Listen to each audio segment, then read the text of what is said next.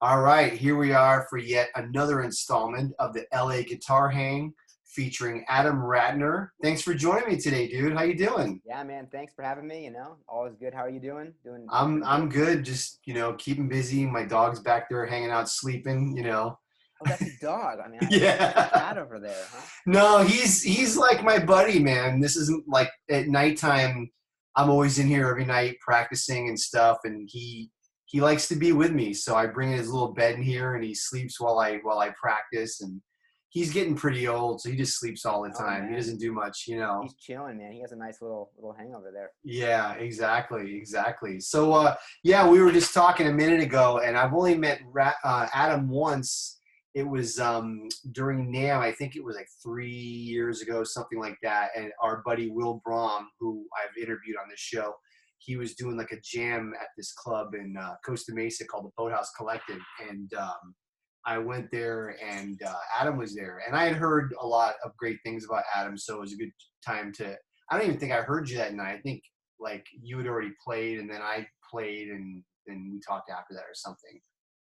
You Yeah, know I what I think mean? it was Something kind like of that. like an informal. It was like a show, but was it a jam session? I It was forget. a jam. Like Will did like Yeah, a house set, and then he invited friends up to play or right, whatever, something like that. right. you know I always hate jam sessions, man. I always feel like every time I go to a jam, I mean, it's always great to talk to people and hang, but musically it's always like everything's thrown together, and I feel like every time I go to a jam I play like total shit like every time. Yeah, no, Sometimes it's good, but sometimes you just get thrown in with everything. It's like right. but that's what jams are like, you know what I mean? Yeah, man. But that was a fun night. I definitely remember. Seeing you play. It was awesome, man. You played like a very. I forget if it was a standard or if it was like a. I forget what it was exactly. It's been so I have long no now, but it was idea. it I was have no great, idea. man. It was Oh, good I stuff. don't know. Thanks, man. So anyway, so what have you been up to? I every time I do this, I always start. What have you been up to during COVID? Which is getting lame Right, after a while. So what have you been up to in general? right. Good, man. Good. Yeah. I mean, as you said, COVID, right? This whole time Mm, has been interesting for everybody. yeah, But I've been staying focused and productive on different projects, and doing things that maybe before I thought I didn't have time to do, and now I'm really kind of getting some different things done. yeah. Working on like a different array of projects kind of at the same time, and just recording, practicing, learning music, collaborating with different people, and now even people like that are abroad and not around here, and hmm composing, like I said, and putting some different projects together. I like And I'm your teaching and doing other things too. I'm teaching and saying gigs and stuff online, obviously. online. Yeah, all Yeah, Skype and Zoom, and yeah. yeah. Now I checked out your new single, man. It's really good, dude. I've been Man, checking thank out you, all man. your stuff on iTunes, and it's really killing, man. Man, Really, thanks so much, man. I appreciate that. yeah, great tunes. It kind of it didn't sound like this, but it kind of reminded me like the same direction of like the Kurt Rosenwinkel hardcore record Interesting. or the Kaipe, right? Did I say that right? Kaipe I think it would record? be Kaipi. I always call it Kaipi. Kaipe. Okay, Kaipe. So it's like obviously because we can't do this, it's not a live group playing. It's tracks, and I'm assuming. I mean, I don't know. Maybe you did play Actually, live. no, no, no. So Was that actually, what you live? heard was all live. Oh, really? That was about a Okay. week before COVID happened. A week Oh, and a okay. half before COVID happened. That was the Okay. live stuff. So that was actually all the stuff on that I've released has all been. Well, I take that back. One thing I released is not live, but all of it has been live with the band. I Okay. released the core of the band, and then I'll overdub. I've released some stuff with vocals. It's probably was stuff you've heard. Yeah, that was a great And tune. thank you, man. Thank you. And so that stuff I overdubbed the vocals after. But yeah, so you mentioned Kaipi and hardcore, and those are definitely some influences of mine. Yeah. A lot of the stuff I wrote was before I even heard Kaipi, which is interesting. Yeah. This is a song that I wrote and I heard Kaipi, and I was like, wow, Kurt's going for a interesting thing that it crosses in a certain way because he's singing on that music, and he plays solos, and the harmony is really deep, and I'm really into like chords and harmony and voice leading and stuff like that. And Yeah. I heard Kaipi, and I was like, man, like, and actually he released that before I had released one of my songs that was in a similar genre. And it was, I'm not comparing myself to Kurt in that realm, but Sure. I'm just saying that I heard it and I was like, and then you mentioned it. Yeah. you know, I think that we probably have a lot of, you know, the same influences. And he's Yeah. you know, he's also one of my biggest influences. I can't Sure. deny that, you know. I assume that you had done tracks because that's what everyone's doing right now in COVID. Hmm. Because sometimes people, when they do that, it's actually, some of them do a really good job. So if you said, "Oh, we were all in the same room," I could almost believe it. You know, it's like, "Oh, okay." So, but so you guys did it live, and what you were, I like what you're saying, like with your composition, your voice thing with the chords, because that's one thing that I noticed was like you had a very interesting sense of harmony going on. You know, it's definitely jazz, but it's like something new, you know. And as I'm listening to it, you know, I know Lewis Cole does a lot of stuff kind of in that same genre, and I know you play with him, and it's like, it's kind of like you guys are part of this, because I'm old. How old are you? You're pretty young, right? 33. Yeah. See, I'm like 48. So you guys are doing this like cool new genre of jazz that's like, definitely there's something new going on, and when I hear it, I really like it.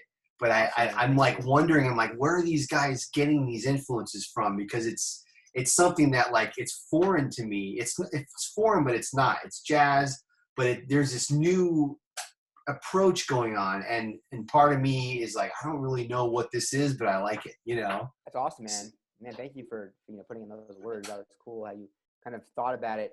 Hearing about it from not myself is interesting and cool. Yeah. Well, you know, Very cool to hear you talk about it. I try to do a little bit of homework with this stuff.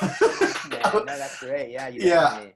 I don't know much You about know, your history though, so we'll I find could out. talk about that. You know, I mean, that's something that's really important to me and has been for a long time, from as far back as I can remember, really writing music and thinking about music. But I mean, for me, you know, like, well, I could talk about the influences, which I will, but you know, it comes down to like, I mean, I love a lot of kinds of music, you know, like not only Hmm. jazz. I love jazz, and I consider myself a jazz musician, and whatever Yeah. that means. But you know, Yeah. I'm rather a improviser is a better maybe Sure. way to put that. You know, when I say that, but That's what I think of myself too. I don't like jazz is like my favorite music, but I'm an improviser because I exactly. play lots of free music too.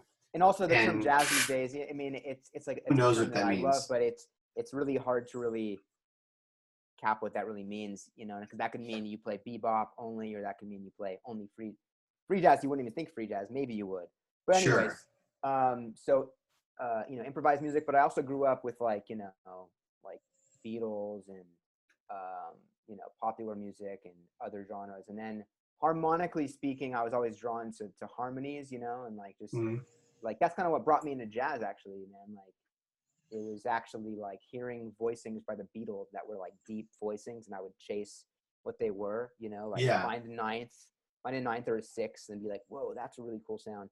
And then I found jazz kind of around the same time, but and then the stuff like from Brazil, like Porto, like you mentioned, and like Milton Nascimento, who was also a big Mhm. influence. I Yeah. could talk about that stuff for hours, man. But I mean, like the voice leading and stuff. So I think that when you say it's like a different thing, it's not jazz, but it comes from jazz. I think it's because, you know, it's like taking a lot of, it's like a feeling and like a harmonic thing that maybe comes together from a different genres that are not necessarily Sure. like, it's not like Coltrane. That's a different, Yeah. I mean, I love all that. But I mean, when I write music, sometimes it might come from that. The stuff Yeah. that I've released and that I've been writing, it's like comes from like a certain palette. Yeah.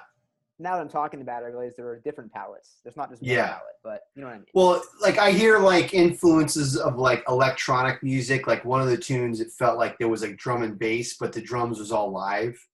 I Yeah, forget which tune it was, but it sounded like, you know, techno drum and bass, but it was live drums.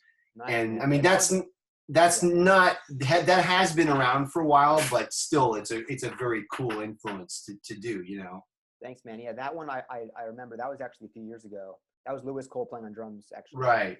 Yeah. And you know, it was an era where I was like kind of thinking a lot about like um, my influences and putting them together. You know, like Boards of Canada, which is like an electronic band, like you mentioned, electronic music Yeah. time, and like a lot of Beach Boys at that time. And then like Lewis kind of brought his own vibe to it. We were you know, playing a lot of different things at that time, and I remember that he kind of just put that beat on it, and it was a different kind of vibe. Yeah. So influences kind of coming together, you know, and then there's like like solos and stuff. And Yeah. That's cool, man. So let's go back to the beginning. So tell me about like where did you grow up? How did you get into guitar? All that kind of stuff. So where are you from awesome. originally? Man, I guess I'm like one of the few that's actually from LA. You know, I know Oh, the okay. the LA guitar hang. I'm not sure You're how truly many. LA. I'm not sure how many of the LA guitar hangs so far has actually been from LA. That would be No, amazing. most are not. I'm not from LA, so. Well, you're honorary. If I, you know, you've seen you've been on the scene here longer probably than a lot I've of been people. here a long time. It's weird. I still feel like the new guy, but I moved here in 2001. Wow. It's a long time. 20 years next year. It's crazy. Wow, man, that's far out. That is trippy. That is trippy. You've been Yeah. here a long time, man. You're awesome. Yeah. I guess so. Yeah. Um, So where in LA did you grow up? in the valley, actually, Okay. like Sherman Oaks area. I'm not sure, like Hmm. Sherman Oaks Yeah. vibe, you know, like that Hmm. area. And always lived in LA basically my whole life, actually. Hmm. I've traveled and been around and stuff, but I've never like lived out of LA. So I consider myself whatever you call it, an Angelino. Angelino, exactly. So now, when you were a kid, was your family musical, or did you get into music on your own, or what's the deal with that? Right. Yeah. You know, my grandpa played clarinet actually, Hmm. and my dad, you know, he sang in bands when he was like in high school and stuff like that. And so I grew up, you know, when I first found music really was because my dad played a lot of like Beatles and Beach Boys, and even like some jazz stuff actually. I Hmm. think like he had like kind of Blue Miles Davis, and like he had the Joel Gilberto album with Stan Getz on vinyl. So I heard all that stuff. But I mean, when I found the Beatles in his collection when I was like a little kid, I basically begged my parents when I was like 6.5 to get a guitar. Like I know like some musicians, like their parents are musicians and they have guitars around already. But I had to beg my parents for a guitar actually, and they said no. I had to wait till I was 7. You get that? Uh-huh. So I So remember you were being 7. 7? That's Till I still was pretty 7. young. Yeah, but I remember I was 6.5 and I was begging for a guitar, and they gave Wow, that me. was early. Yeah, and they gave me because I was like I already had like toy guitars. I was playing with the Beatles and stuff Uh, like that. And then, you know, I begged for a guitar and they gave me like a really terrible one with the action was like this high off the frets when I was yeah, 6.5. And I was like, man, guitar's hard. that was my first guitar. Isn't it amazing? Like I talked about this with one of the other guests or whatever, but how Yeah. amazing the beginner guitars are now compared to when we were kids. I mean, you're a lot younger than me. When I was a kid, they were like total shit. The action was like that high. It was Yeah. really bad. But aren't they so? They're so great right now. They're You know what I better, mean? you know. Then I had lessons Yeah. and I got like a nice nylon that was like easy to play. But I Right. think it was because my parents didn't know what a guitar was. They just gave me whatever they knew, Sure. you know. They And probably then didn't I know any started better. playing and, you know, played a lot of, you know, I played in like rock bands when I was a kid. And, you know, when I got into harmony when I was like, I don't know, 12 or so, or maybe 13, then I kind of just like put all that music into like, you know, like I heard like, what did I hear? I probably heard like Radiohead or something. And I started to learn like kind of deeper harmony Oh, from they're my ears so at the deep. time. They're so You know what I deep, mean? man. I started to Yeah. get further away from power chords because I started out with like Beatles, and then it was like Nirvana or something like that. You know? Yeah. Well, Nirvana was when you were a kid, right? I was very little. I was like at that age, and I was like 7 years old or 8. Yeah, yeah, yeah. So exactly. So then when I found like some of that other music like Radiohead, and I learned some, you know, and the Beatles too. I can't deny the Beatles are like, I would just learn tons of their songs, and like my first like ninth voicings and 13ths and 6 chords, you know, I could all trace back to the Beatles. And then, you know, and then it was probably Radiohead. And then I got into jazz. I went to my school's jazz band, Hmm. and I was already kind of checking out like a bit of Wes Montgomery and like Pat Metheny and John Schofield, all the, you know, all that. Hmm. Mike Stern even at that time probably. Hmm. And funny, actually, I'll add this little side story. At the time, it was before like YouTube and all of this, you know. Hmm. So I went to my local record store, Tower Records, and I asked the person for what was jazz guitar. You know, this is before you could like find out on your own. Now you go on YouTube. Kids these days, Million. Yeah. they go on Kids these YouTube and they days. search for Wes Montgomery or whatever, Metheny, and they have You like should be an custom videos. expert in a week. every video ever. And I Mhm. remember I probably still have it somewhere. They gave me a little pamphlet. It was like a little 2-page pamphlet that was Yeah. like Tower Records jazz guitar recommendations. And I went through that, and over Wow, the they course had of that? over the course of a year, I literally bought like almost every album in that pamphlet. And I would just That's like, great. a lot of it honestly was not that, in my opinion, like not that good for what I Right. personally liked, but I just bought it all, Yeah. And then that's where I really found like Pat Martino probably, and like Jim Hall, I bet I probably found from that, George Yeah. Benson. It was from this one pamphlet, which is actually That's crazy to think amazing. about, Yeah. They probably had a lot of smooth jazz in there too, huh? There was some stuff, but I kind of started judging the covers to figure out what I was gonna like, I think, yeah, I saw tons of interesting stuff in there, man. Yeah. Maybe I even saw like an early Kurt album. I wouldn't doubt if I Mhm. did. I might have seen an early Kurt album there too. Yeah, he was around. He's been around since the early '90s. I remember I met him. I lived in New York for a little bit in '96, Wow. and I used to work in the Sam Ash on 48th Street, and I remember there was this dude that I worked with who like was a sax player. They put me in the sheet music department because I was new and I didn't know anybody. But it was there where I sold a manuscript book to Ornette Coleman. No way, man. Yeah, That's dude. trippy. And Michael Brecker was there. I met. No way. It was crazy, man. It was amazing. That's amazing, man. Wow. Like, so this guy was like, yeah, my friend, man, he's like going to be the next Jimi Hendrix. And I was like, yeah, right. I'm like, come on, dude. There's one Yeah. Jimi Hendrix. And he's like, no, man, you got to check him out. Kurt Rosenwinkel. And I kind of, I'd heard him because I was a big Paul Motion fan. He was in the Electric Bebop band. Man, that's my jam too. We can talk about that. Yeah. Yeah. So, he's like, you got to check him out. So I went to go see him play in the East Village with his trio. And this is like East Coast Love Affair era, like that. Rossi. Yeah. It might not have been him. It was so long ago. I don't remember who it was, but it was like during that time. So they were doing those tunes, and I was like blown away. I was like, he's not the next Jimi Hendrix, but I was like blown away. But that's because he's playing standards, East Coast Love Affair is a deep album, man. Dude. I listen to that to this day. Yeah. I mean, I love, and Curtis fire on that, and it's like the energy and the feel, and Abishai Cohen, I believe, is on bass, right? Yeah.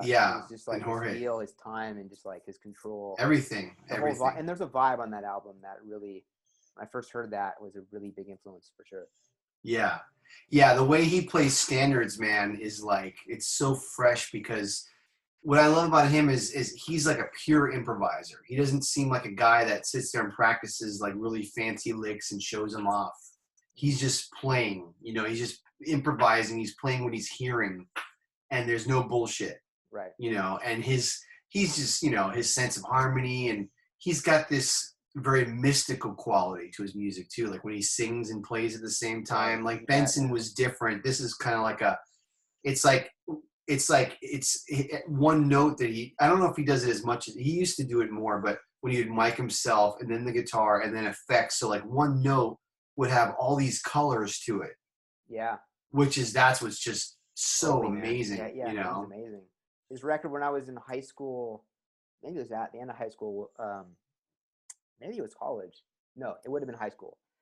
Deep Song was a really big influence when I first heard his solo on If I Should Lose You. Yeah. It was like a really big eye-opener because I was playing a lot of like, I was into Schofield and stuff like that, and I was into some Frizzell, and like I was playing a lot of like Wes Montgomery. I was like really like bebop as like a high schooler. I was like shedding bebop. And so you did go through that? Oh, totally. That's man. good. Dude, that's good. All that stuff, man. I mean, that's good. I still play that stuff all the time, but I think now it's probably changed with a little something else. It's not like, it's not like a Wes Montgomery vibe, though. If I want to put on that hat and shed it, like, it's there. Like I like heard that stuff growing up all the time. A lot of guys skip over that nowadays. They'll like start with Kurt, right? And I'm like, you can't do that. Me. No, I was into all Straight Ahead and Miles and Coltrane and a lot of and like Straight Ahead stuff before I even got into Kurt. And then I heard his solo on If I Should Lose You on the record Deep Song, and I was just like, boom! Like I heard something of not to make it come across wrong, but I heard something of my voice that he was saying. Sure. It's a weird. That might come across wrong, but I really identified with it. Maybe it's a better way to say Sure. that. And, Well, he's the voice of like, each generation to me has like a certain guitar player or a couple guitar players that defines a whole generation, right? Like interesting. when I was in high school, it was all Pat Metheny. Like everybody Right. sounded like Pat Metheny. Yeah. And even though Schofield and Frizzell were very big too, but it was Metheny was the guy that everyone seemed to copy. And then Right. it was Kurt. Yeah. I mean, on You that know? same note, which is a good point, I think that, in my opinion, I hear what you mean, but also it's good to like take the influences and make it your own, like Sure. I wouldn't want to say that that it's about like copying Kurt Sting or copying someone, Sure. but I think that it all kind of fuses together and that you are your own voice and it all informs the language of what you speak, like Yeah. it's there. It's like a certain energy and a certain, like, I guess, phrasing and things like that, Yeah. But, Well, we all have our own phrasing anyway, but the important thing, and you definitely, when I hear you, I mean, you definitely have your own thing going too, which is that's like what we all strive for. I remember when I was younger, I wasn't like this for very long, but I know a lot of guys, wanted to copy a Metheny or someone like that, and they, it didn't feel like a lot of us realized like, no, that's not the right way to go. Like, because Metheny was completely different from everybody else before him. He had sounded nothing like any of those guys. right, So like the goal is, to try not to sound like those guys, of course. and I think the key to that is just having as many influences as you can. Like what you were saying, like you're into, all the guitar players and then the Brazilian music and the Beatles and electronic music. That's the key, man. That's the secret. That's how you get your own thing. Word, man. Yeah, I think that's probably pretty true in some ways. And, I find that inspiring for me to just always listen to all kinds of stuff, but I have had moments of like focusing intensely on one person. That's good though. To the point where, sometimes someone might make a comment after a gig, like, or make a comment in a review and say like, oh, you sound like so-and-so, or a solo like so-and-so.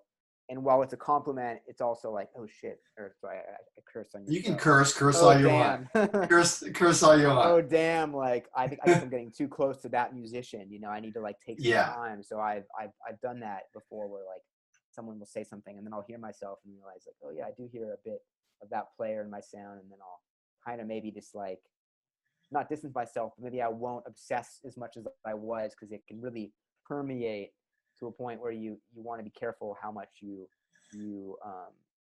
really kind of absorb something. You know what I mean? Yeah. It's interesting because when you're younger and you're still developing and forming, I feel like it's okay to do it for a while with one guy as long as you move on to a few other ones. Totally. Because when you get into one person for that long, that deep, you really get their whole essence. I mean, not all of it, but you get a good chunk of it. Mm-hmm. And if you do that with 2, 3, 4 different guys or more ladies or whatever, or, but that, you take a piece, because I think all of us, all we are is a piece of all of our biggest influences. Like when I listen to myself, right, my biggest influence, I mean, I'm influenced by the entire history of jazz, every horn player, everything, but I'll be like, oh, that sounds like Metheny, that sounds like Schofield, that sounds like Frizzell, that sounds like McLaughlin, that sounds like West, that sounds like Grant Green. Cool, yeah. And that sounds like Indian music, because I have that in there, and that sounds like, dope, man.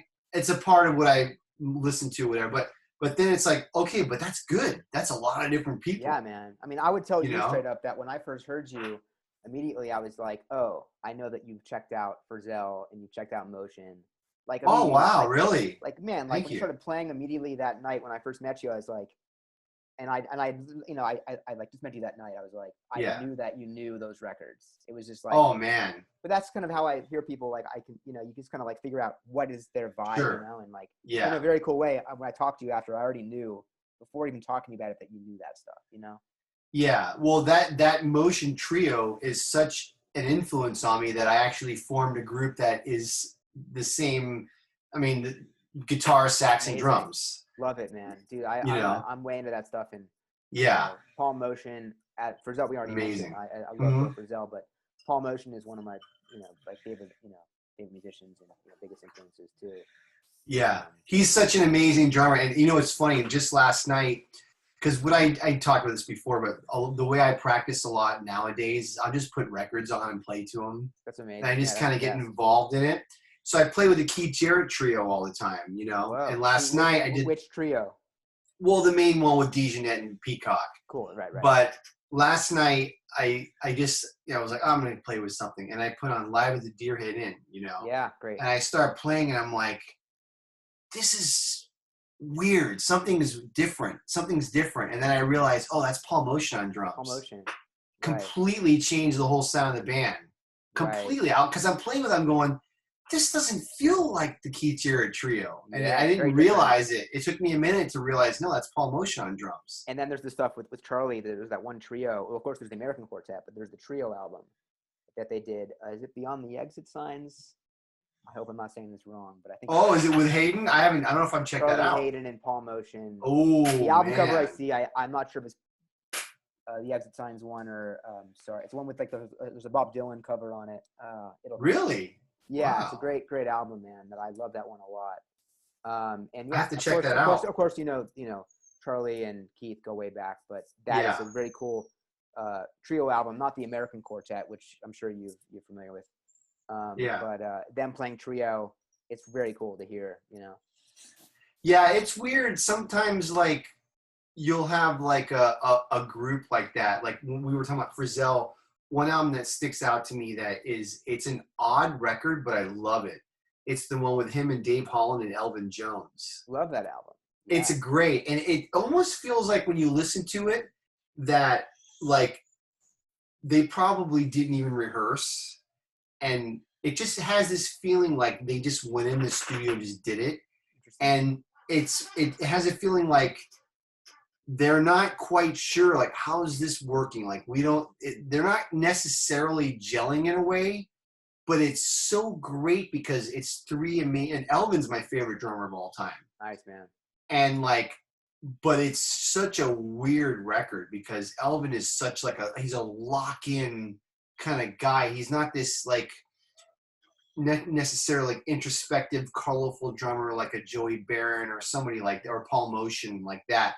Elvin's just going to lay it down, but with the deepest groove in the history. Yeah.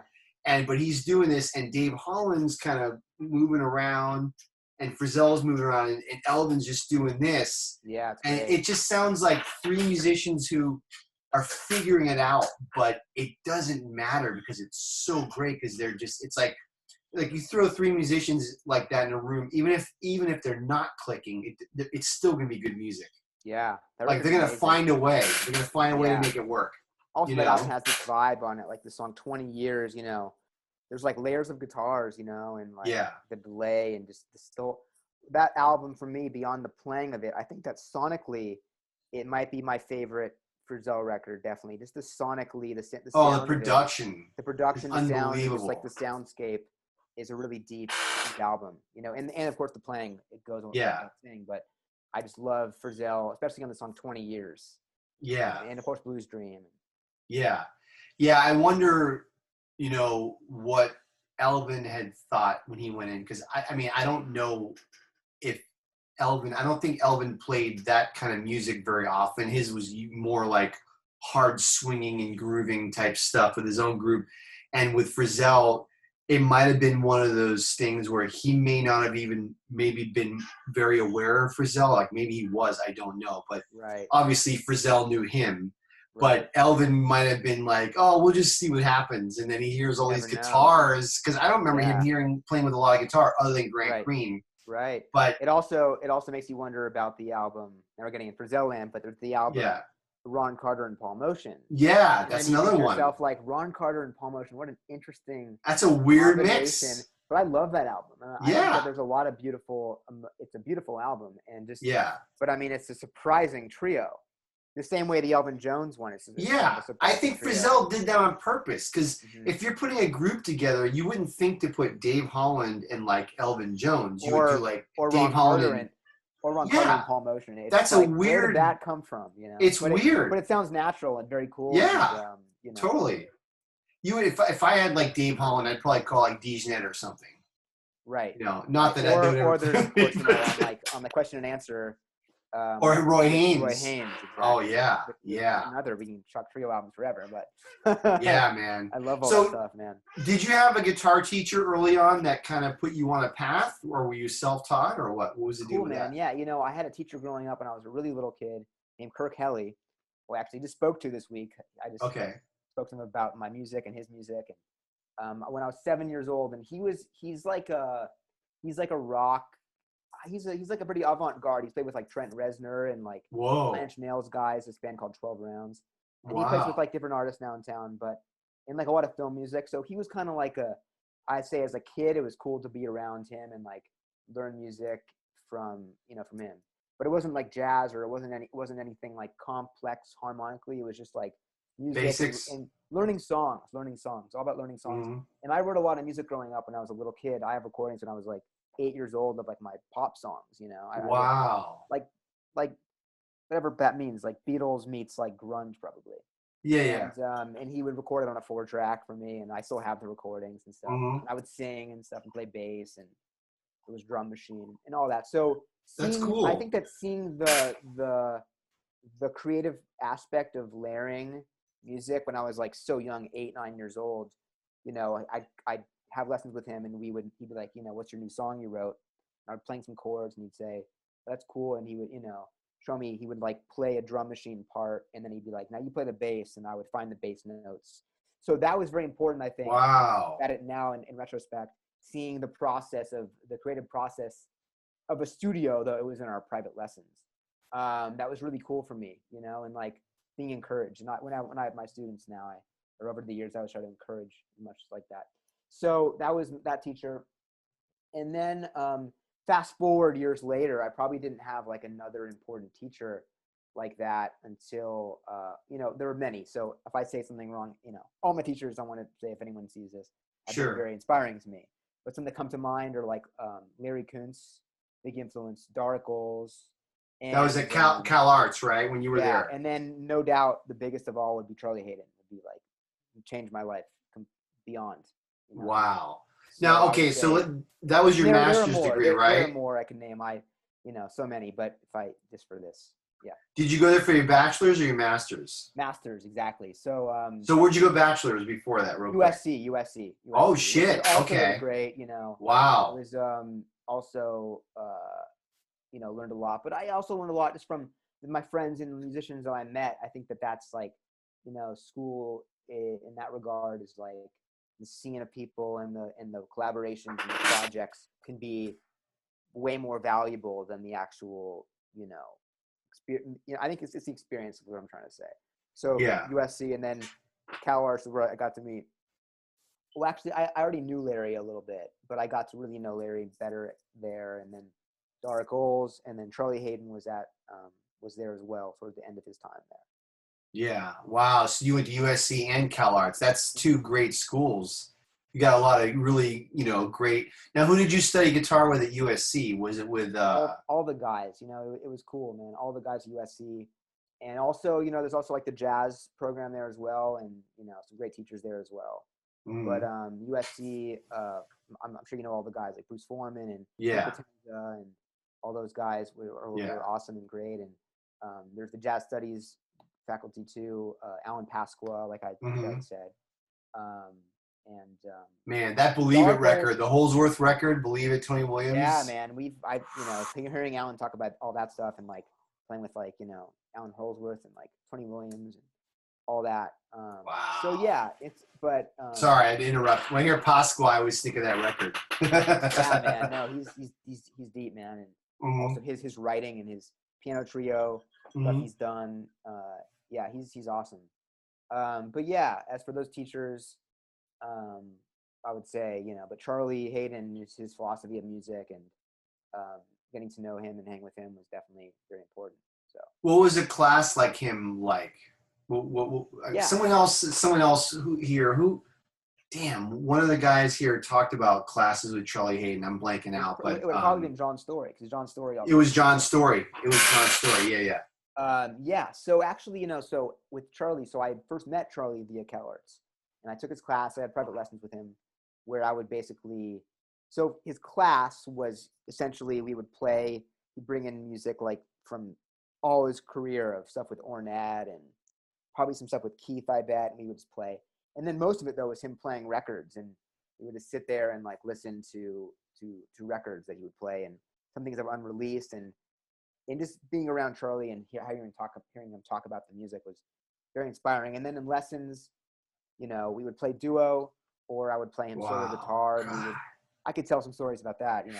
But and then after Cal Arts, we kind of like we connected because he kind of needed some help, and he knew that I lived nearby him with some different things, and so I ended up kind of you know helping him out with different projects like involving Cal Arts, and also picking music for his Jim Hall duo album. He gave me like the entire European tour of his duo with Jim Hall, and he asked me to sift through it.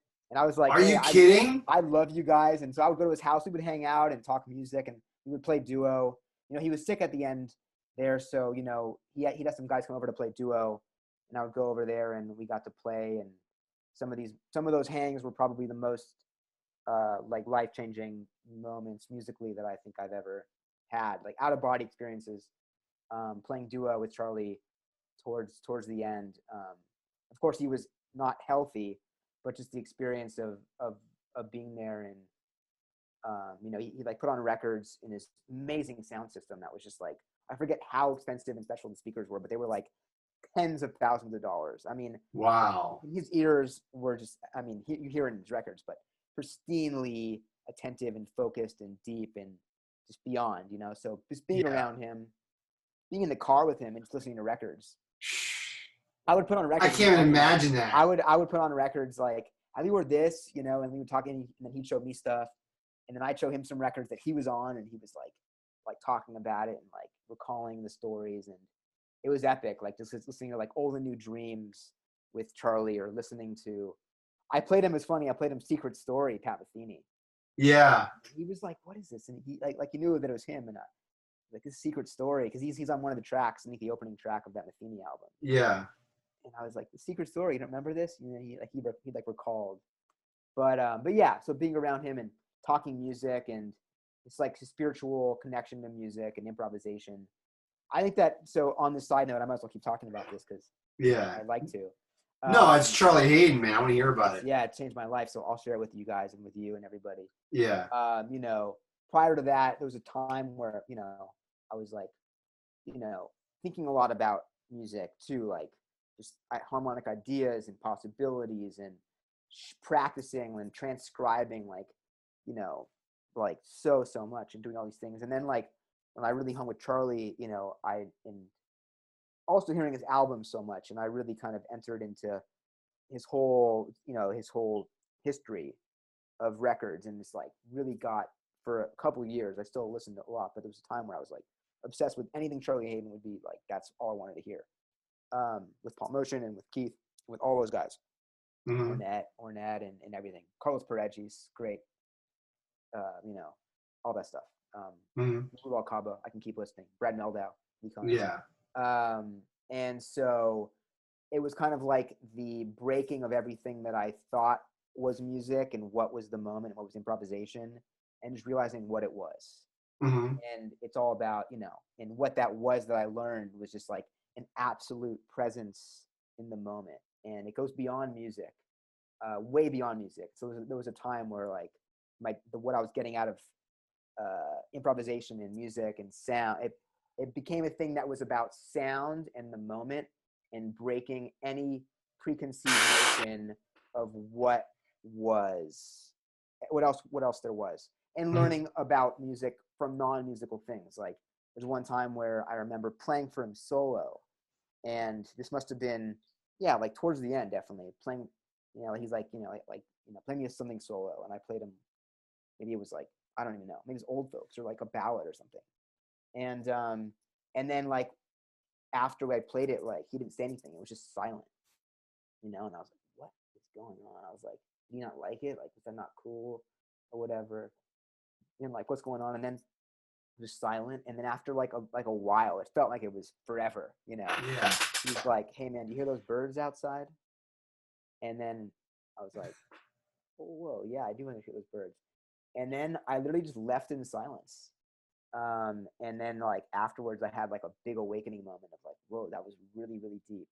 And it took a while for me to know what he was trying to say, but then, What was he saying, you think? well, about like really, really deeply listening, not just to yourself, but like to the universe. Oh, okay. Yeah. He made comments about like, you know, hearing the trees. There's a video of him on YouTube.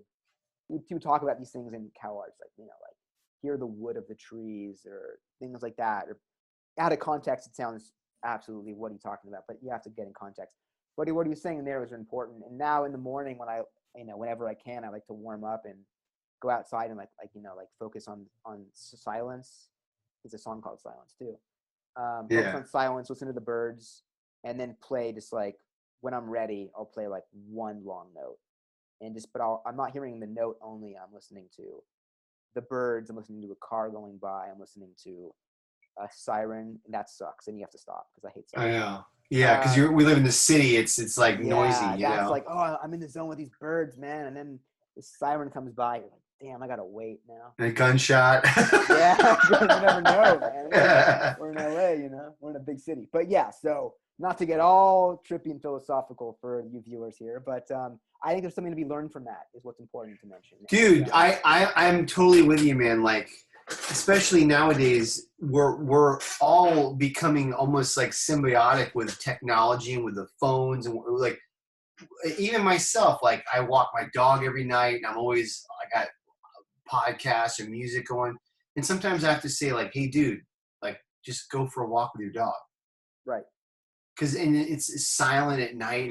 It's beautiful, the silence, and you listen. You know, people they're not in tune with really anything, really. You know, like you know, people who are. It sounds all hippy dippy, like you're saying, but you know, I don't know if human beings were meant to be tied into some kind of matrix all the time. You know, as opposed to like listening to silence and listening to the birds or the trees or whatever. And that's how human beings lived until very recently. Right. And now it's like podcast, politics, Facebook, Instagram. It's like, it's all poison and bullshit. Interesting. It takes you, you know, it takes you away. Yeah. Right. I think what I like to think about too is, you know, just like, and I made this analogy to like students and people I've talked to about this, but like, you know, music, and this all happened around a certain time when I was being with Charlie, and then other musicians like I can name too, that like kind of like brought me to this understanding of what I kind of broke down my understanding of what music was, kind of what happened, because I was like so deep in all these like details at a certain time when I was growing up. It wasn't that long ago, but like, and then I had to like break it all down and then understand, like, it's like I thought of music, silence as like a blank canvas.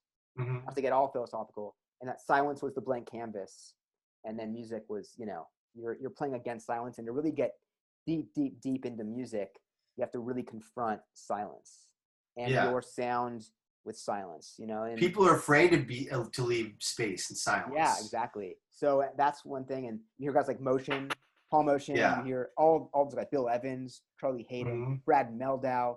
It's like, dude, like Miles. These guys, Miles, all those guys, like, that is what's up. Like, they know what's up beyond just like deep music. I think that like there's this understanding of I guess here's the next word: sensitivity. Sensitive. I like thinking about, you know, and then that comes down to interaction with musicians and listening, deep listening, because I think that, you know, playing with a band that's not listening or a musician that's not listening is like, what's the point, you know?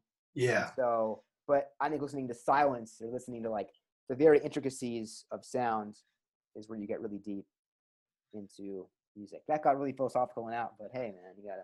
You know, I'm showing my philosophy of music. It makes me think of when I went to UCI and I studied with the great pianist Keita Kagi, and he was in Miles's group for like, I think 4 years or something like that. And he told me about like the first gig that he did with Miles, you know. Yeah. And I don't even know if I think he auditioned maybe, but it was one of those things like Miles knew who he was, and he's like, okay, you're in the band, and then there's like no really rehearsal. It's like, okay, here's the gig. And then the gig would start and Kay would just, so afraid to play anything that he would just like, because there was a lot of musicians, so it wasn't like if he didn't play, it was that big of a deal. But he'd be playing and it's like a note. Then, a while would go by. And he'd be so afraid to play anything. Wow, but then really? he would just like another note. And then Miles was cool with it. Yeah. Like, he didn't say, what are you doing? What are you doing? Like he was just feeling his way. And Miles probably respected that. Like he's listening so intensely, like he just don't want to get in anyone's way and overplay or step on anyone's toes. Right. That's really deep. So, like finding just the right moment to really do what he to add to the music, And then more gigs, he would play more and more and more, but he would kind of like figure out, okay, when do I play? Because I would be afraid, I'd play something. He'd look over and go, what are you doing, motherfucker? Something like that, Makes you wonder, man. Yeah. That's a trip, dude. Yeah. Yeah. And like, even, with that, there's some records, there's a Paul Motion record that's reminding me of now. Trio plus one, Trio 2000 plus one, you know what I'm talking about? I think so. Who's on that one again? It's Paul Motion, Larry Grenadier, and Chris Potter. Oh man. And an amazing piano player. And I want to make sure I say his name right. Masabumi Kikuchi, who's amazing. He just passed away recently, actually. Okay. Amazing piano player, but he plays in a certain way on that, which is like so like attentive. And this reminded me of that way of just like, he was always just like finding, he's a very sensitive and deep player. I need to check that record out. I don't know that 2000 one. plus one. It's been one of my favorite albums. Chris Potter plays one of the most, beyond he kind of comps. There's no chords besides the piano player on some songs. But Chris Potter kind of comps behind the vocals. Mm-hmm. I did already say Rebecca Martin. Okay. And Chris Potter plays beautiful solos in that is absolutely. Yeah, he's unbelievable. Stuff I've heard on a song called "Everything Happens to Me." His recording of that. Yeah. It's just. I have to check that out. Yeah, there's so much Paul Motion stuff, man. It's like it's endless. I was so lucky, man. I saw that group at the Vanguard probably like 5 times in my life, dude. I've never. It was seen unbelievable. Paul Motion live ever. Only in videos now. I saw him at the Vanguard when I lived there, and I used to go back. I lived there in '96, but I've probably been back like 10 times since then because I don't like living in New York. It's not for me, I like LA a lot better, but I love New York. Yeah. And whenever I go for like 5 days, I have like the time of my life. I love Italian food. I love art, so I'll go to art museums all day, eat great food, and then go to the Vanguard every night. It's like it's heaven. Yeah. Whenever I'm there, I guess as a tourist, kind of, I'm there for a week or like 9 days or whatever. Yeah. I'm always sad to leave, man. I love New York. And then everyone who lives there is like, yeah, but you don't know what it's really like. No, dude, believe me. Like before I moved there, I went there for a week and I was going out every night and I was like in paradise. I'm like, oh my God. Yeah, but living there is totally different. Totally different. Imagine. Yeah, because you have to work and make money. Right. And you can't afford to go out every night anymore. Because every night you go out is like $60, $80 or whatever, right? Not like, that much, but like the Vanguard adds up. Yeah, any of those places, 2 drink minimum. Right. Yeah, you can go to like, I forget. What's that Smalls, all that stuff.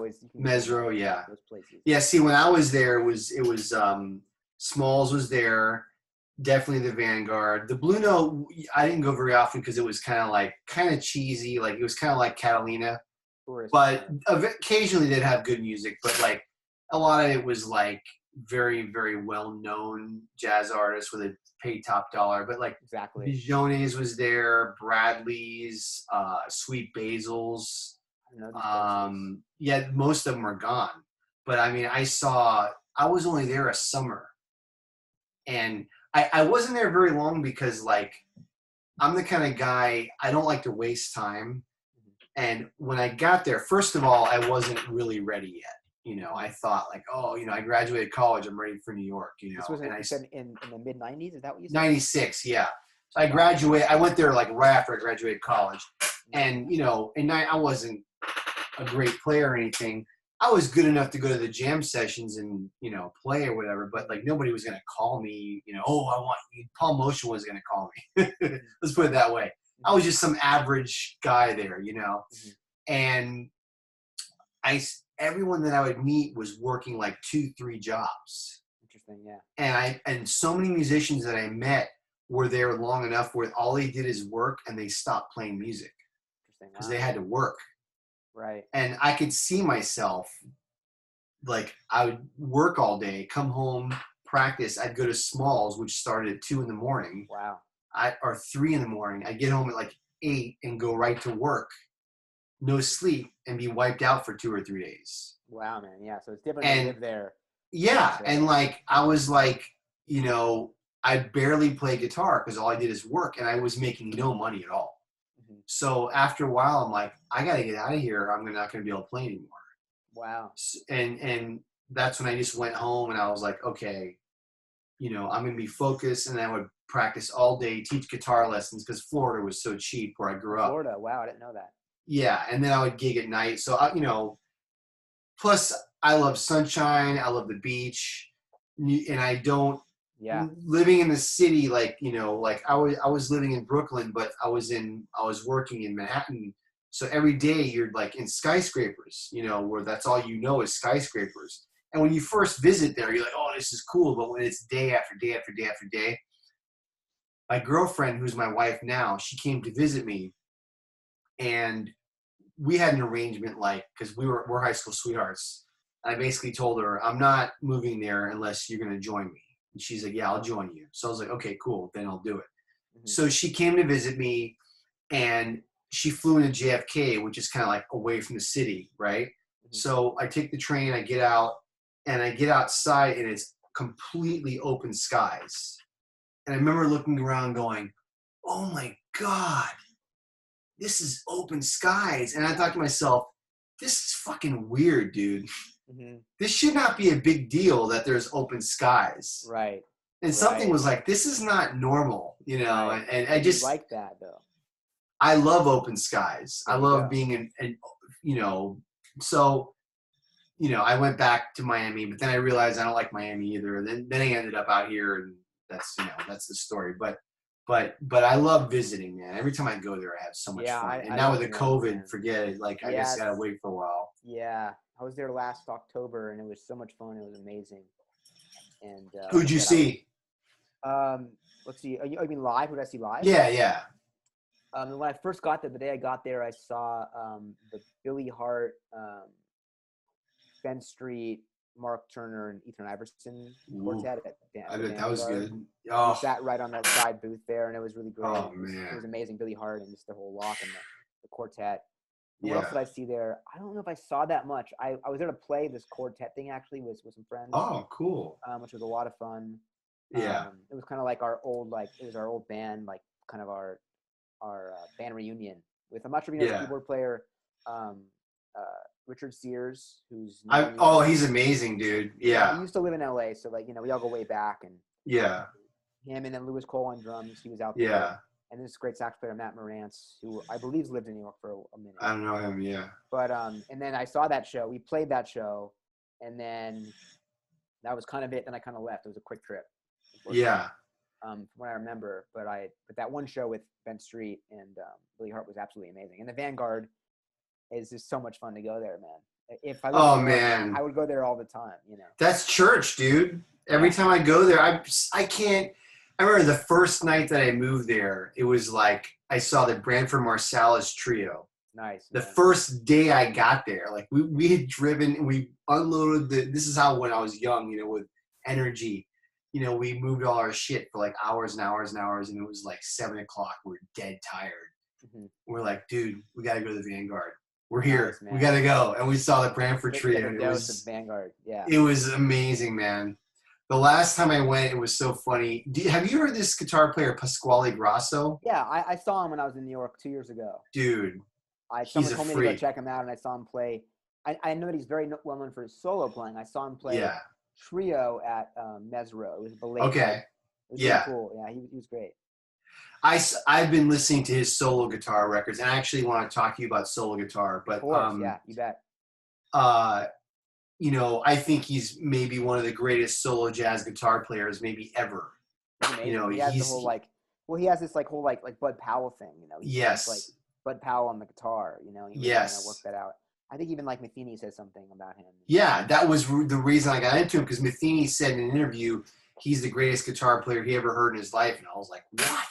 Like, if Metheny says that, I'm like, I have to check this guy out, you know? It's definitely come from piano. You know, it's like Yeah, it's so fresh because he's playing in his. I think his fingers have this huge stretch. Like there's voicings you hear, and it's like, wait, what was that? You know? yeah, yeah. So like, I got a couple of his solo records, and instantly I was hooked. I'm like, this guy's incredible, and he's so young. He's like your age. He's a freak. Mm-hmm. But I went to go see him, and he's just playing with this singer and with this bass player, and it was in a little bar. I don't even remember the name of the place, but it was so funny because I went to go see him, and he was so amazing.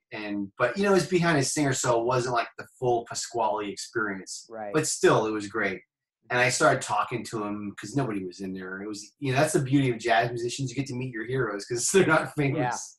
Yeah. Right. You know, so he was really nice. I told him I lived in LA and this and that. And the cool thing, it was my first night, so I was at the bar. I was like getting drunk, dude. I was like, I'm here in New York, and I was with my wife and kid, and they were in the room, and I'm like, I'm going out.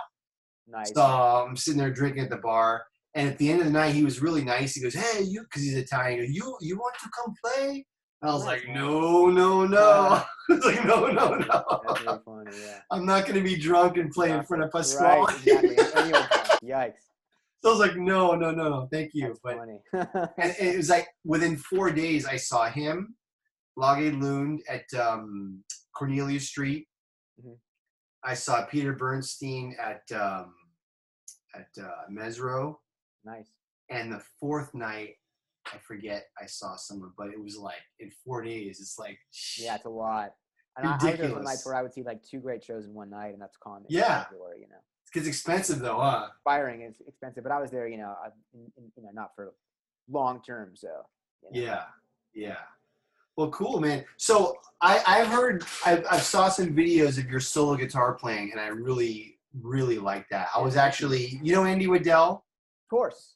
Yeah. Yeah, Andy was telling me about you, and we were hanging the other day, and he bought one of my guitars, and but I was telling him that you're going to be on my show, and he was like, "Oh man, you check out his solo guitar shit?" And I was like, "Yeah." Nice, man. And he was like, "Damn, dude." He's like, he's serious, you know. So he was really telling me he really enjoys your playing, and I do too.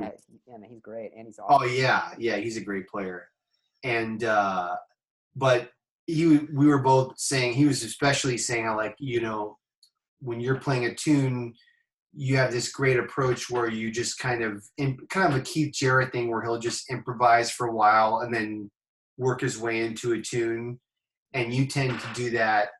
And I was checking out My Romance where you're playing that, and I'm wondering, because, you know, there's different ways jazz guitar players approach solo jazz guitar, right? Like a lot of guys seem to do, they'll work out an arrangement, like a real elaborate thing. Right. That's like one school, which is really cool. And then the other school is like, you just play. Like Joe Pass would just sit down and just play. Right.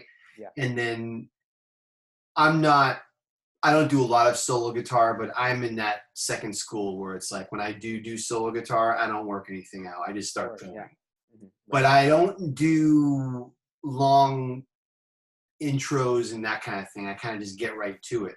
Right. But I was wondering, you know, your approach, do you work things out, or do you just improvise, or like, how do you approach long intros, things like that? I was just wondering, just to pick your brain a little bit, how you approach that kind of stuff.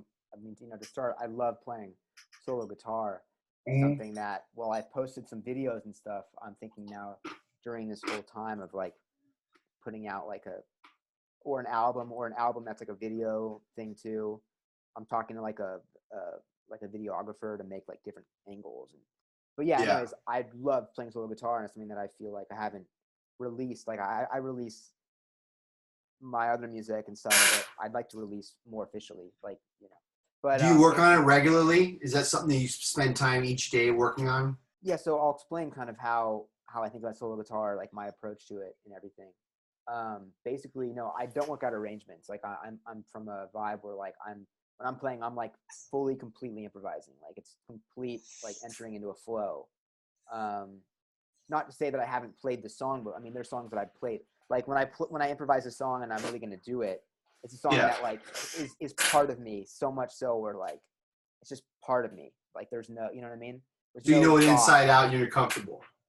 Yeah, but so what I do is this. So every day I play, I mean, for years I've done this, is I play solo guitar like just for hours, you know? There's no practicing. It's just, I mean, Just do I it. practice, but I'm saying when I play solo guitar, I'm not like practicing. I just play songs, you know, and play.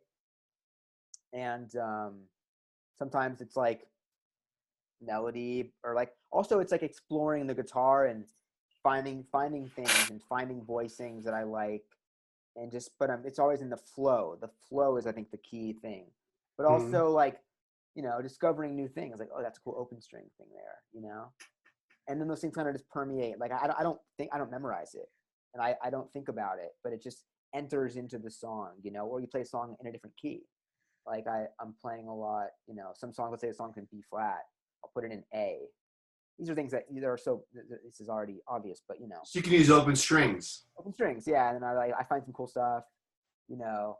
But yeah, so to answer your question and about improvising and stuff is, yeah, I'll just kind of, you know, you mentioned Keith Jarrett. That's a great example, you know, like a good influence of like being in the flow of the song and just kind of like improvising, and you know, the whole thing's one big improvisation, you know.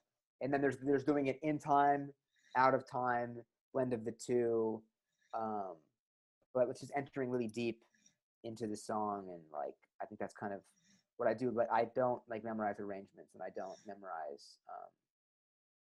That's not like I don't find as much pleasure in that personally. Like Yeah, I have no that interest seems in that. more. I mean, I respect it and I love it, and it's a great Sure. art. There's a great art to that, and I have worked out. I mean, playing a song so much, there are things that you will gravitate towards. So Yeah. it's not say it's not like I'm improvising to the point where it's like I've never played this song before. I played the song, but in the moment I'm improvising and I don't know what's going to happen next, and that's part of what makes it really fun for me. You know. Do you when you're working on this, and because I was gonna wanted to pick your brain on this. So like when you're working on a tune, do you treat it like a performance where you're just constantly moving forward, or like for me, like when I'll be working on a tune, I'll play it and then I'll come up with something kind of interesting and I'll stop and I'll go, "What's this?" And I kind of work with it for a little while. You mean when you're Or practicing? well, not practicing, but like let's say I'm playing a tune and I'm working on a solo version of a tune, right? And then I come up with something, some harmonic thing that I'm doing or whatever, and I'll stop. And I go, "What's that?" And I'll start fooling around with that and then move forward. So like you're moving forward and then you stop, you work with that, and then you go. Or do you treat it like you're on stage where you're just moving forward and not stopping and working anything out? Does that make sense? Yeah, that does make. You mean am I practicing like when I'm at home playing solo guitar? If I stop and do that? Yeah. Do you ever stop and work like work with something for a little longer because it's interesting to you or anything like that, or just Totally. move Yeah. I forward? mean, I've stumbled upon like a voicing, like an open string thing within some open strings and been like, oh, Right. interesting. But I mean, I'm not sure if I'll stop. If I'm in the flow, I probably wouldn't stop. Okay. But I mean, if I'm like improvising, I don't know if I would stop. I don't know. It's hard to say because I can't recall off the top Right. of my head. I'm sure I Because have. you are in your room where you could stop and fool with something, as opposed to if you were performing, you would never do that, right? You just move This is a good forward. question and putting like what is practice and performance. That's a good thing you bring Yeah. up. And And maybe practice and performance goes in and out, right?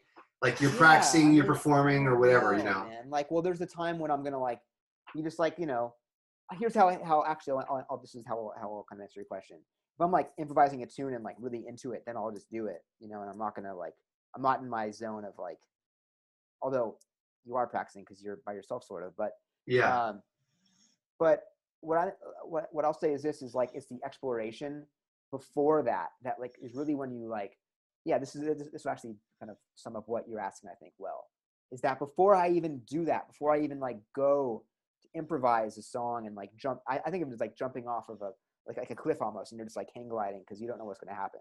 That's Right. how like when I improvise, that's what I always want it to be like that's what I love improvising. It's just like such a thrill, you know. But and that's how solo guitar is the ultimate thrill, because it's all on you. You know, it's just like, man, this is like so invigorating and like It's fun. deep, man. Deep. Yeah. It's so fun, and I love it because you have complete harmonic control of the time, harmonic control, time control. Stop the time. Soft, loud, any kind of what do you call it? Difference. You know what I mean? Mm-hmm. Opposites and whatnot. Contrast. Thank you. Contrast. It's all on you, and I love that so much. I'll have fun with just like, you know, get really soft and like slow down or speed up or do whatever. You can just go for hours. It's like so fun. But the answer to your question is that when I'm really learning a song and stuff, and I'll play for hours and hours and hours and hours. Wow. Solo. Maybe not all back to back, but I mean gradually over the span of however long. Still to this day, I'll revisit songs I think I know, and I'll just like I'll play them rubato. I'll explore, actually, not performance. I'll explore them and find, thinking now in Portuguese, there's like harmonic paths. Yeah. Like great, like you mentioned earlier, Toninho Horta, a major influence on me in terms of harmony and stretching beyond things. If I had my guitar, I mean, I'm not going to say right now, but like just kind of some subtle voice leading things and thinking outside the box, you know? So I'm like reharmonizing things, but not a blatant reharmonization. Like I'm going to reharmonize this song right now, but I'm thinking about like not thinking about Toninho Horta, but that influence. And also Frizzell does this very well. If you watch Frizzell play solo, of just like weaving through the harmony and finding your own paths. Yeah. And also exploring the guitar, like harmonics, open strings, different range, putting the melody lower octave, messing with octaves, messing with the themes like seconds, clusters, fourths,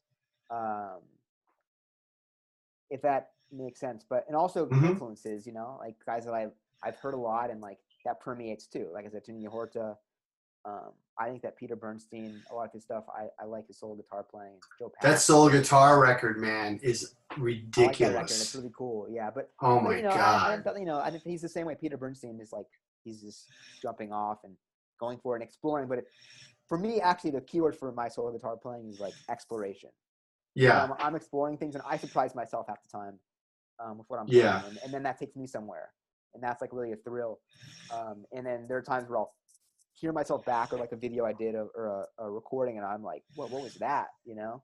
Because like in the moment, like you don't think about it really so much, you know? And then you're like, whoa. Sometimes I'll find voicings or things I like after I hear it on a recording, you know what I mean? Yeah, I think recording yourself is like the most important thing you can do, because and I've been doing a lot of that lately. Which I do videos or whatever, doesn't matter, but like years when I was younger, I would record myself and I would just be sick with how I would be like, this is so fucking terrible. I can't stand it. And it'll be hard to listen to.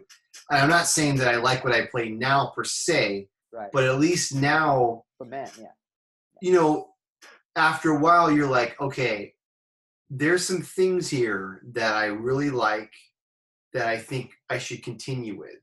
And I think when you record yourself, you really start to see like, okay, this is me.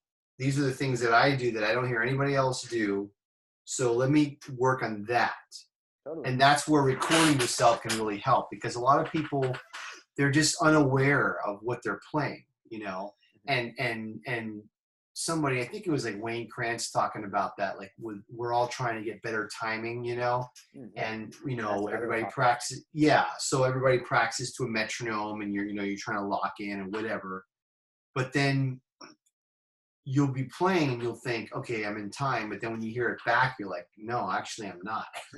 Like it's not as good as it could be, or, you know, but then there's, you know, with timing, it's not about perfection. You can play behind the beat, loose, whatever, you know, but there's things like that. Just when you listen to yourself, there's so many things that you can think about what you're doing, and you can, you know, I'm sure yourself, when you hear yourself, you're like, okay, I hear some Adam Ratner here, you know, and I want to do more of that thing, whatever it might be. Does that make sense? Totally, man. Yeah, I think it's very valuable to record. Yeah. You know, at all stages of a guitarist practicing, I think it's a very valuable thing, no doubt. Yeah. It's just hard in the beginning because you can be hard on yourself. Totally. Yeah. You know? Yeah, right. because the recording doesn't lie. Right. And then there's times where you're surprised that sometimes Sure. sometimes a show that you thought didn't go as well as you wanted, and then you hear it back and you're like, man, that was actually burning, Yeah, there too. You can be yeah. surprised by it being better than what you thought too. Well, yeah, there's been plenty of times, where like I'll hear a recording and I'm like, man, I'm gonna quit. It's so bad. But then other times I'll hear it and I'll be like, damn, dude, that sounds fucking good. Like, it makes you feel good. Yeah. Like I put 20 years, 30 years into this crap. This is a nice feeling. It's like, okay, I'm getting something. I'm going somewhere. You know what I mean? Totally, man. So yeah, there's both sides of that for sure. Of course, man. And yeah, solo playing is definitely a great place for you to record yourself and just, Yeah, I want to work more on that for sure, man, because that's like a whole other world. And now is the time to do it, right? You can't play with anybody really, so this is the time to do it. But I also love it too, because it's just like such a relaxed, like fun thing, and it's also like exploring and finding more things about the guitar and music and things, and it's like for me it's never really like I'm practicing this. You're playing. It's just no playing, but also like exploring and just like what's possible and like having fun and like finding new things. It's just and you're hearing things and you're going for it, right? Exactly, and like it's like, of course I practice too, but I mean like it's a different kind of practice that it's like it's a playing kind of practice. You know what I mean? Yeah. It's like I think the key word is like exploring and just finding new paths, new harmonic paths, and new melodies and whatever. Being in the moment too. It's also good being in the moment practice and just like zen state.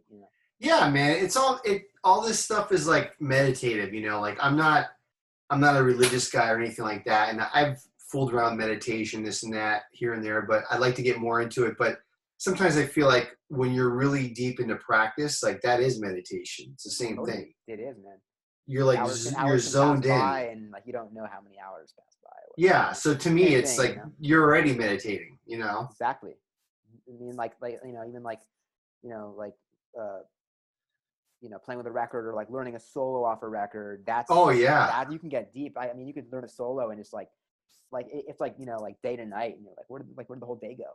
Well, yeah. I mean, that's the thing with transcribing, especially if you're learning something that's really, really difficult or deep or whatever, and you're playing with it over and over and over and over, and it just people don't realize, and most people, like a lot of my students, I can't get them to do it because they would, it's so hard. I'm like, yeah, but that's what makes it so great, because you might work for 2 hours on 5 licks or whatever, but you don't understand that hearing that great music over and over and over, it's getting into your like bones. Yeah. It's getting into your blood. And that's the beauty of it. On that same note, and I spoke about this with someone recently, like the students and stuff, and talking about that and transcribing, about like learning the music, but singing it, and like that's the important thing, like hearing it, and like whenever I learned solos, I always sang the whole solo or whatever I wanted to learn first. Just sing everything, man. And really internalize it, and then there's solos where most solos like I never learn, but I sing them like they're just part of me. You know what I mean? Right. But like that's the best thing that I try to like tell my students that are working on those kind of things. It's like, like, can you sing the solo before you learn it? You know what I mean? Like, or what you want to do. Because if not, maybe you should focus more on that first. Well, yeah. I mean, slow it down. Of course, you can slow it down. Yeah. But I'm just thinking, like, of course you can learn it and then sing it too. But I think it's good to put. My point is this: put them together. Because I mean, it has to be a thing that's not a mechanical sport or athletic thing, but you need to like become that music. And for students, that like want to get into that kind of thing and talk about that, I always stress like, you need to like make it part of your voice. It's not like a mechanical sport, because I think students that are learning some stuff, they think it's like a sport, Right. Yeah, and that's the thing, man. Like I always tell my students, sing everything, every scale, arpeggio that you're working on, exercise, solo, whatever. I was driving around my car the other day, and like I've learned, hundreds of solos, just like I'm sure you have over the years. I can't play one of them. If you said play this one solo right now, I wouldn't be able to do it. But like I was but you could sing it. that's the thing. I was in my car and I just had the radio on and K-Jazz was on and they played Wes Montgomery D Natural Blues. Oh yeah, classic. That's one I played as a kid. I sang every note of that perfectly. Course, Like I didn't even have to think about it. All those records, man, the half notes, the half notes. Yeah, yeah. So I mean, you could just I learned maybe like I know. those, but I could sing the entire album. Yeah. Everyone. Yeah. Yeah, and that's the thing is like that gets into your subconscious, into your bones and your blood, Totally. and that's what it takes though. Totally. Because you'll tell a student like, oh, you got to do it, and they look at you like, oh my God, that's so much work, and you're like, yeah, right. It is a lot of work. It's a lot of fucking work, man. This shit's hard, dude. It's hard. You know, I have some students that'll like, they'll be down on themselves, and I'll tell them, I go, hey, have I ever told you this is hard? And they're like, yeah. They laugh. Like, you tell me this every week. I go, yeah, it is. It's hard, dude. If it was easy, everybody would be a great jazz guitar player or whatever. You know what I mean? Mm-hmm. Or any guitar player, rock, blues, doesn't matter. It's freaking hard, dude. You know, but that's the challenge of it. And love it. You know, you have to love what you do. And you have to love it. Yeah. Real quick, because I don't want to be on all night or whatever. Tell me a little bit about your Brazilian music and some of the cats that you play with now, because we were talking before we started. You know, I feel like my knowledge of Brazilian music is very, very rudimentary, the most popular people, but you seem to be tapped into this like younger generation of cats, like maybe they might be local, and if so, I want to talk to them. So, you know, hit me so who are some of these guys you're playing with, and tell me a little bit about that if you don't mind. Of course, yeah. Let's see. Well, if it's locally, you're probably talking about Fabiano yes. Nascimento. Yeah. I'm mixing his name in Portuguese and English. Fabiano Nascimento. Who's an excellent guitar player, amazing. I have to check him out. Okay. Deep cat, and like, you know, he's not just like strictly Brazilian music, but he thinks outside the box and like, you know, thinks about possibilities in music, and he's excellent. Yeah. Man, so you should definitely talk to him. Okay. So Fabiano, definitely a great guitar player, and has hit me to a lot of cool music and rhythmic styles and a lot of musicians and like repertoire. But like I said, I came from Brazilian music I think I mentioned this kind of in the beginning, way back, you know, when I first heard like Jobim and like Jorge Gilberto and those records. And then I got really into like Javan. I'm not sure if you're familiar with these guys. Javan, Ivan Lins, no. Caetano Veloso, Milton Nascimento, Toninho Horta, and the list goes on. Chico Buarque. I mean, tons and tons of musicians. I can keep listening. And so it's been a whole world that I've always been really into. It kind of was a birth when I got into jazz around the same time, you know. Yeah. And then I like learned Portuguese and got really into like the culture of Brazil. Have you been there? Yeah, I've been there a few times. I bet it's beautiful. It's amazing. And the music scene in Sao Paulo especially is really fantastic. I was just there last year. It was amazing. I met great musicians and played, and so yeah, so that was always there, and it's kind of like gradually just kind of evolved, you know, as part of what I do and what I'm into. But harmonically speaking, it's been very influential. I already mentioned that. You maybe asked about musicians, yeah. So Fabiano, I got to know a great guitar player from Brazil named Pedro Martins, who's an excellent guitar player, amazing musician, and worlds have kind of collided in cool ways, because quick story, I guess you don't know a lot of these guys, but maybe this or other people will be into this kind of stuff, because I have to give credit to these guys, and all you guys check them out. Well, let's promote these guys. Tell us some records to check out too. Man, the musicians in Brazil are so deep and so inspiring, beyond the guys I mentioned that are like, you know, old school, but like the legends, musicians that are just like so cool, man. And so just to put it in context of a story here, stories are always good. Yeah. So Fabiano hit me to this guy named Daniel Santiago, who's an amazing guitar player and composer from Brazil, from Brasilia. Not to bore you with this, but after the thing, I'll send you a bunch of links and you can check them out too. Okay. So then through him, I met Pedro Martins, who's an excellent guitar player. You gotta check him out. And then Daniel, and then this guy Federico Aviadoro from Brazil, Antonio Loureiro. There's a whole scene of guys that are making very well thought music that is influenced from like stuff that I'm into, you know, from popular Beatles, Milton Nascimento, jazz, Kurt, Radiohead, and like some of these records that are coming out, which I could support you, are very inspiring to me over the past like year or so. Yeah. It's like really deep. So yeah, I guess did I name the guys? I think so. But there's more too. A great guitar player from Sao Paulo who I made a video with this year named Guilherme Fonte Correa. He plays with like Hermeto Pascoal's big band. He's deep, man. He's a great guitar player, really into like the rhythms of Brazil and like things like jongo and other kind of rhythms that are, I know here in the States, everyone's like samba and bossa nova, but like Brazilian rhythms go way deeper. Is way more than that, deeper, yeah. And he's hit me to a lot of interesting things. We got to hang in Sao Paulo last year and played a bunch of music. And we made a video of this Horta song during the quarantine. You know, you kind of stretch out and you kind of reach out to your friends around the world. Now we're like collaborating, and that's really cool. Yeah. So I feel connected, you know, to musicians there, and I'd like to, you know, have more of a tie to that, to the scene, especially just in Brazil and things going on. It's really amazing. And of course, COVID now happened, but I'd like to spend like at least a few weeks a year in Sao Paulo and in Brazil. And there's some projects that are brewing, ideas that I have of collaborations with guys from down there, and songs that I'm writing with that in mind, you know, that kind of bridges these things. But yeah, like the Brazilian music, but there's like the more traditional Brazilian music, and then there's like the fusion of it with other styles and harmonies and possibilities and stuff. And I'm drawn to both of those worlds, you know. Well, because I know Brazilian. I mean, they have, you know, electronic music, hip hop, everything that we have here. It's a very rich music culture. I mean, there's so many.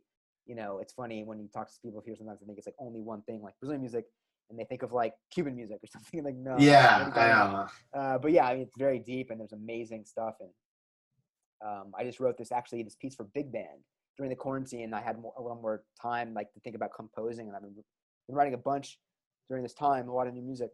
And I wrote this big band piece, and it's like a through composed piece, and I'm taking Brazilian rhythms and kind of exploring possibilities of some things that I've been working on that are not like typical Brazilian rhythms, but I've been like putting them to my sound. And so I just finished that, actually, man. I'm really excited about it. I'm actually getting musicians right now to record all their parts and send them to me, because I just finished this piece like a week or so ago, so I'm pretty happy about it.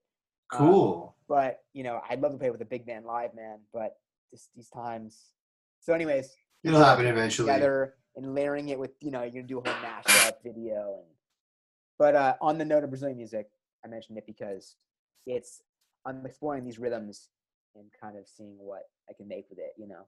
Yeah, because I noticed that you're into that stuff, and I see that, and that's like one area where I'm like, I gotta, you know, like when you're a musician and you know that there's a genre and it's there, and you're gonna get to it, and you're just like, I'll get to it eventually, but it's there waiting. That's where I'm at with Brazilian music. It's not just like a genre; it's like a universe. I know, it's a universe. I mean, I find myself finding new things like all the time. It's like so deep, and it's cool that nowadays with like Spotify and Apple Music and things. It's all there. You can just, I mean, I used to go to Amoeba, and I would go to the section like of like world music or like stuff from Brazil, and I would flip through and I would just like buy things on a whim.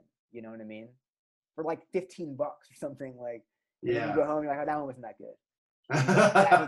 But then the next one will change your life. You know, that's how it was. You know, this is like, because I mean, some of this stuff it was before streaming. You know, it was like 2000. What? Who knows? Yeah. But nowadays it's cool. You go on like your iPhone. It's like, how's this record? You know, and then it's like cool, and then you add it. You know, it's pretty amazing, dude. Like I can just listen back to this, write down the artists, and within a week I'll like have heard all their shit. And I'll send you a list of albums and things that I think are. Thank you. I appreciate that. I mean, like one of my all-time favorite would be like Toninho Horta, which you already mentioned. Yeah. And Milton Nascimento, and like all those guys, man. Okay. But the stuff from like their scene, and like I named Lo Borges, the Club da Esquina, which I'll send you after. And anyone watching this, Club da Esquina, Milton Nascimento. Even if you guys are all, if the viewers of this are more into jazz and stuff, I can say that you're going to really identify with this music, and it might stretch your mind. I'll mention that Pat Metheny was Is very influenced by them. influenced by that music, and has had a long friendship with all those guys. Yeah. With Horta, I first found Tony Horta from an album where they played duo, Metheny and Horta together. I actually mentioned this on this interview on this live thing I did in Brazil a few weeks ago, and they were like amazed because I found Milton Nascimento through Wayne Shorter, and they all find Wayne Shorter through Milton Nascimento, and they find Pat Metheny through Tonino Horta. So it's this like two sides of the coin of the Native Dancer record, the Wayne Shorter. Native Dancer. Yeah, so like yeah. I told them, I was like, I found Milton Nascimento when I heard Native Dancer. And they were like, whoa, we all heard Wayne Shorter, a lot of them, when they heard Native Dancer because of Milton. And then a lot of them heard Metheny maybe because of Horta. And I was like, I heard Horta because of Metheny. So it's cool how the universe is really, and there's this kind of blending, always has been, even nowadays. There's amazing collaborations between the two. Sure. So I'm inspired to talk about that. So anyway. Well, the four people who listen to this will definitely get into what you're talking about. Whoever makes it to the end of this interview and watches it, and someone will, of course. A lot of people will, I'm sure. Well, it's guitar nerd shit, but like music nerd, music stuff. Yeah. Well, when I started doing this, I listened to a lot of podcasts, and I thought to myself, like, I could do that. I'm not saying as good as the greats like Joe Rogan or whatever, but I was like, I could talk to guitar players. It's a great idea. Have a drink and relax, and so it's been really fun so far. I don't want to keep it going too long forever, but real quick, I always like to end with gear just for fun, for guitar nerds. Sure. So you have that Maffa guitar, and you have a Gibson ES330 as well. And tell us about some of the guitars you play. So you've like done your homework on my gear here. Well, I noticed the video, my what is it, My Ideal? Is that the one? Or My Romance? My Ideal. Okay, yeah. So yeah, you have the ES330. Is that an old one, or is that like a reissue or something? Which one is that? Man, I'll even show you right now. Should I bring it? Yeah, let's see it. Bring it. I'll plug my headphone. Hope it doesn't make a big noise. Yeah. Tell. All right, there we go. And here's that Gibson. Now, is that newer? Or it looks newer, kind of. No, it's not. It's a 1968. Oh, wow. So it is older. That's beautiful, man. That's gorgeous. Now it's, I'm not sure if you can hear me, but now it sounds like it's so old and vintage, but I got it when I was like 13, Wow. I was like really getting deep into jazz and stuff. And that's an expensive guitar nowadays. Maybe back then it wasn't. As you would think it was back then. Now it's probably more, but that was, however long ago that was. And it was still vintage, of course. But, that guitar is like a glove to me. It's just like, it feels so natural. And I love the fully hollowness. Of course, the 335 is great. And I do want to get one of those one day. I love the sound of those. But the 330, the fully hollowness and the woody sound of it. Really, to this day, I find myself feeling the most like there's a certain connection to that guitar that it's just like it's really like an extension of me. I've spent I don't even know how many tens of thousands of hours. I wouldn't be surprised with that guitar. Yeah. So. I play a lot of Collins guitars, and I have one. Yeah, I remember. Yeah. That's my favorite brand, and I have one on order that's like a 330. It's smaller body, but it's fully hollow with P90s like that. P90s, yeah. So, actually, mine has humbuckers right now. Oh, it has humbuckers? Yeah, I put humbuckers on it about 8 years ago, I want to say. Okay. I'm really sad that my P90s were lost. They were stolen, actually. Oh, my God. Yeah. So my original P90s I don't have anymore. I only have humbuckers on there now, but one day maybe I'll get like lower P90s on there. But it was because of effects I wanted to use, and also I had hum issues with the P90s. Yeah, they get hummy. I hope the one that I'm getting is not too bad. For recordings and things, and I like the humbuckers. They do sound nice. Yeah. And you have a Maffa, right? Yeah, exactly. That's a nice guitar too. They're great. I love the Maffa guitars. Great maker. I got one in 2012 before they were as famous as they are, popular as they are now. I know that nowadays they're a bit more talked about, but I got them early on, considering. I ordered it in 2011 or 2010. Mm-hmm. I got it around 2012. It was a long wait just to be on the waiting list, and then you have to give them your specs and the whole thing. But I love that. Maffa is amazing. Yeah. And then you play a car Rambler, I see back there. Car Rambler. Yes, Car Rambler. And I have a I love car, dude. I'm a car guy. Cars are nice. I like the car. Yeah. Tube amp and nice sound. I like to play some stuff by Henriksen amps. I think that for like a solid state sound, they make some great gear. Yeah, yeah. I have a car, Sportsman. I used to have a Rambler. I constantly buy and sell gear. All my friends make fun of me all the time. Yeah. I'm always the same way though too. flipping. I'm on Reverb and I sold my Martin recently because I want to get something else. And What Martin did you have? I had an OM28V for years. I just sold mine. I had one of those too. It was a great guitar and I loved it. But the neck was weird, right? The V. I got a regular OM28 and I love it. It's got more of a modern neck. It's great. I love it. Man. Yeah, I sold it. I'm I want to look for something else, and it's nice to just try, some new gear and see what else there is. Yeah. It was hard to sell. I was sad to sell it, but it always happens, Yeah. Well, the thing with gear is that like you really, the only way to really know if something's going to work for you is I'm convinced you have to buy it. Right. Because trying it in a store for 15 minutes, that doesn't do anything. Right. You don't like, I mean, if you like it or not. And if you do like it, then you buy it and you test it out, And that's funny because nowadays with like COVID and stuff, and probably even earlier, now we have to order things on Reverb on a whim. Like I have some friends that are like buying gear now and like a guitar. I'm like, oh, like, what did you try it? Did you play it first? And everyone's just like, nah, just buy on a Reverb and they're just going to try it when they get it. The key is to get it I always used. love to go to stores. Yeah, exactly. I like to go to stores always and just like play for hours and find ones that ordering a guitar online without playing it, I get a little like unsure if it's really. Yeah. It's not like I'm very frugal. So like I always buy used and I'll make sure I get a good deal so that if I don't like it, I don't lose my ass. Usually if I buy and sell a guitar, I'll lose $100 or something, whatever. Right. But you always sell it after if you don't like it. Yeah. So the key is buying used. But didn't you post a video a while ago where you're playing a Jazzmaster and you wanted to buy it? Yes, good memory, man. Good memory. Jazzmasters are great. On for a while. I that video. So I went to a Guitar Center to get a new mic stand, actually, a random purchase. And of course, I walked by this Jazzmaster. I was like, I've been thinking about Jazzmasters recently. I've been thinking about them because I have a Telly, but I've been thinking about getting like a nicer kind of Telly, like maybe like not custom shop, but like, I don't know, this brand Nash makes them kind of nicer, a little up from like a regular Telly. Yeah. But not quite custom shop price, but custom shop level, I've been told. Yeah, sure. So I walked by that Jazzmaster and I was like, man, I fell in love. I was playing that. It's funny because during COVID, they have to limit how many people can be in the store. Yeah. So I started playing this Jazzmaster in their side room, and the guys kept coming up to me. They're like, I think it's like time for. Hold on, it was never that blatant, but it was clear. They're like, yo, you gotta leave because there's a line out the door. But I was like, attached to this guitar, and the guy kept coming back. He's like, so you like it? I'm like, yeah, but I'm not sure if I want to buy it yet. Give me a few more minutes, So I just kept playing it, and I put it on the camera because I was kind of just having fun with it.